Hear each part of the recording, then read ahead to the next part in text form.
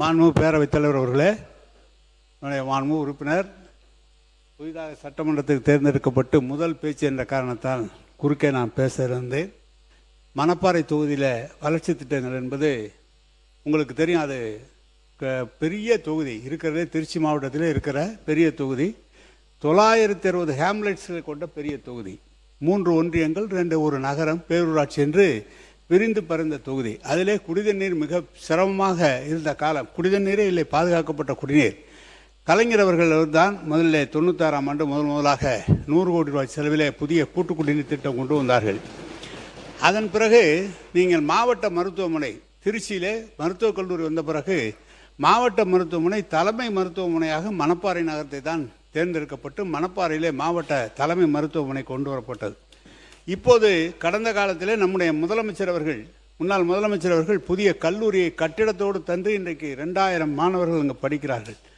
அனைத்து கிராமங்களுக்கும் சாலை வசதி செய்யப்பட்டிருக்கிறது. அதை காட்டிலும் இப்போது புதிதாக குடிநீர் பற்றாக்குறை என்பது 100 கோடியிலே போடப்பட்டு அது முடியாத காரணத்தால் நம்முடைய முன்னாள் முதலமைச்சர் அவர்கள் 1800 கோடி ரூபாயிலே புதிய கூட்டு குடிநீர் திட்டம் ஒன்று மணப்பாறை குளித்தலை இணைத்து ஒரு கூட்டு குடிநீர் திட்டம் நிறைவேற அதுக்காக எல்லா திட்ட அறிக்கைகளும் தயாரிக்கப்பட்டு ஜல்ஜீவனிலே அதுக்காக அனுமதி தரவில்லை. மத்திய ஒன்றிய அரசு ஜல்ஜீவன் அனுமதி தரவில்லை. தந்திருக்குமானால் முழுமையாக பாதுகாக்கப்பட்ட குடிநீர் வழங்கப்பட்டிருக்கும். அதை காட்டிலும் 1700 கோடி 1700 ஏக்கரில் அவர் தான் சொன்னார் சிப்காட் உருவாக்கப்பட்டிருக்கிறது என்று.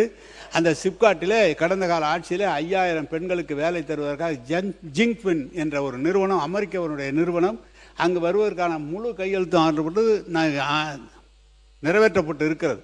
எனவே எல்லா பணிகளையும் அந்த பகுதிக்கு ஒரு சின்ன அதே போல ஒரு சின்ன ஆலோசனை தான். இந்த ஜன்பிக்கு ஜன்ஜிக்கு இதெல்லாம் கொஞ்சம் தமிழாக்கம் செய்து அதுக்கு என்ன அர்த்தம் என்பதோடு சொல்லக்கூடிய நிலைமை அரசு உருவாக்க வேண்டும் என்ற கோரிக்கை.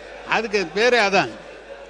அது சிப்காட்டும் சிட்கோவும் வந்திருக்கிறது. இன்னும் சொல்ல போனால் வேலை வாய்ப்பை உருவாக்குகிற பணியும் சாலை வசதிகளும் அதே போல் பேருந்துகள்லாம் முழுமையாக தரப்பட்டிருக்கு. ஏதோ ஒரு சில இடங்களில் இல்லாமல் கூட இருக்கிறாங்க. ஆனால் 960 ஹேம்லெட்ஸ் இருக்குது. ஒரு தொகுதி என்பது பார்த்தால் 200 கிராமங்கள் இருக்கும், அப்படி எல்லாம் இருக்கும். ஆனால் இந்த மணப்பாறை என்பது பறந்து விரிந்த 960க்கும் மேற்பட்ட இருக்கும். எனவே கழக ஆட்சி, கலைஞர் ஆட்சியிலும் சரி, நம்முடைய முன்னாள் முதலமைச்சர் தளபதி அவருடைய ஆட்சியிலும் பல்வேறு திட்டங்கள் அந்த பகுதியில் செய்யப்பட்டிருக்கிறது. இன்னும் சொல்ல போனால் நேரடியாக திராவிட முன்னேற்ற கழகம் போட்டியிடாமல் தொடர்ந்து தோழமை கட்சிகளுக்கு அந்த இடம் கொடுத்து அப்படி கூட வெற்றி பெற்ற மக்கள் ஏற்றுக்கொண்ட பகுதி. எனவே தம்பி அவர்கள் புதிதாக வந்திருக்கிறார். அவருடைய உறவினர் தான், ஒன்றிய தலைவராகவும் எங்கள் காலத்தில் இருந்திருக்கிறார். எனவே அதையெல்லாம் சொல்வதற்கல்ல, எல்லா பணிகளும் நடைபெற்று இருக்கிறது என்பதை தெரிவித்துக் கொள்கிறேன். நீங்கள் முதலமைச்சரை கேட்டு இன்னும் நல்லா செய்யுங்க. அதெல்லாம் நான்லாம் ஒன்று வேணும், அதுக்காக எங்களுக்கு அல்வா கொடுத்தேன்னு அது மட்டும் முக்கியம்.